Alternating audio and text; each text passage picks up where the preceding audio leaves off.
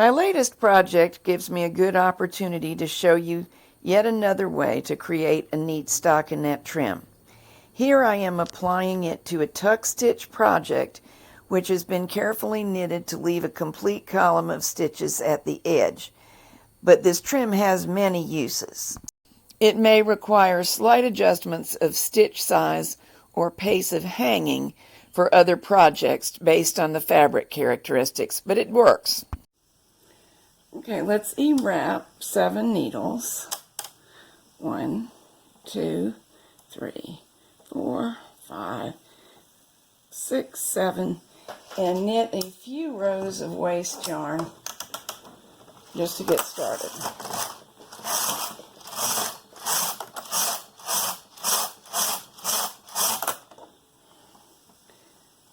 Let me get a weight on these.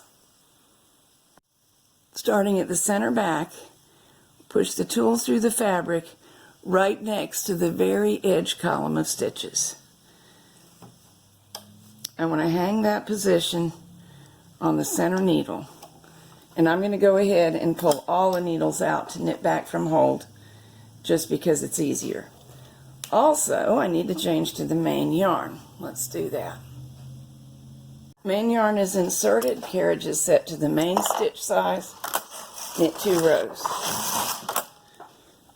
Now we want to find the position 2 rows away from the one we just hung.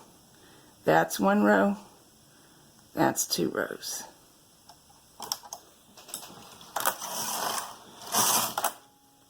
And we will do this all the way around. You can see that's been hung 1, 2. There's the next position. If you stretch it a little, you can see where this has been knitted into. This is a row. This is the next row. 1, 2.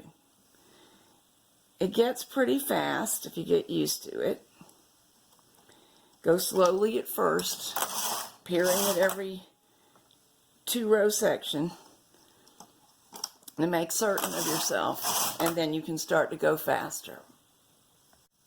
As we get to the end, the nature of the fabric changes, but it's actually even easier to count up your rows, so we keep doing it. I've already done it along here.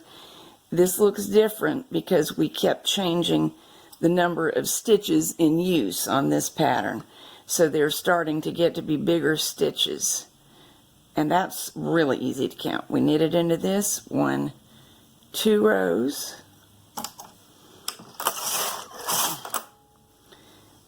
Now, this is where I gathered the end, and I didn't do a perfect job, so I'm going to reinforce it by hanging it in 2 places.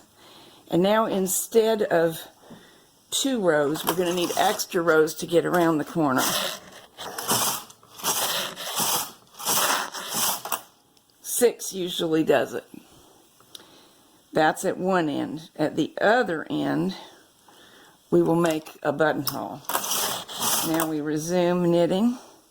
1, 2 rows. 1, 2.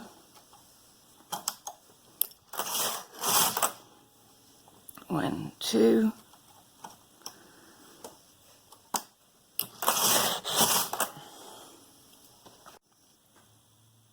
Still knitting along the edge of the tapered end.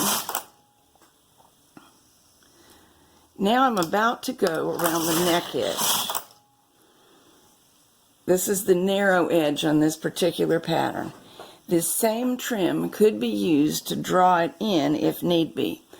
I don't actually need to for this sample, but I'm going to show you how to do it. 1, 2, 3 rows.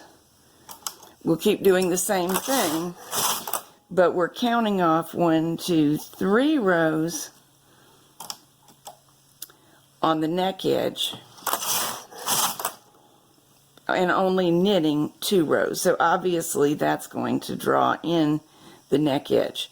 You will need to do this for the particular pattern I'm working on more in larger sizes. I'm making the very smallest size the neck is a fine size as it is, so I don't need to do it, and I'm going to undo what I just did. But that will reduce the neck further, even over the amount that the short rowing did, if you need to. Full details about how to size your neckline are in the pattern, of course. I'm now at the other front point of the capelet, and I'm going to create a buttonhole. You do not necessarily have to do this. I just hung the gathered end, but all it requires in order to do it is extra rows. That's the 6 we would normally use to go around the corner, and I think I will knit a total of 20 and see how that looks. 7, 8.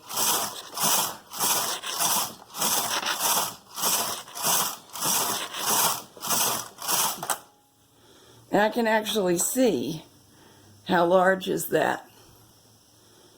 I think I want my button a little bit bigger.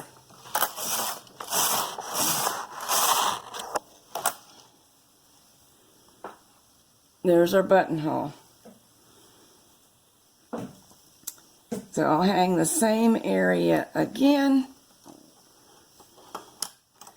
knit 2 rows, and now keep on going around in the same manner we have been.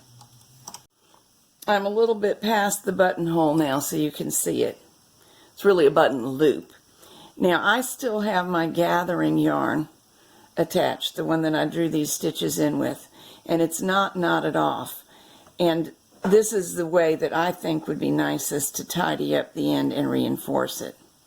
Pinch that together, thread this into a yarn tail, reinforce it there, then come to the right side and do the same thing. Then it'll be nice and strong and tidy looking, and then weave in your yarn tail and snip it off. When the entire garment has been encircled, you may either scrap off or bind off. If you bind off, you'll need to seam the edges together, the beginning and ending. If you scrap off, the goal would be to be able to graft or Kitchener stitch, which means the same thing, the 2 ends together. The finished garment back has been grafted together in this picture, and the join really doesn't show at all. The pattern for this capelet will appear in News and Views in 2019.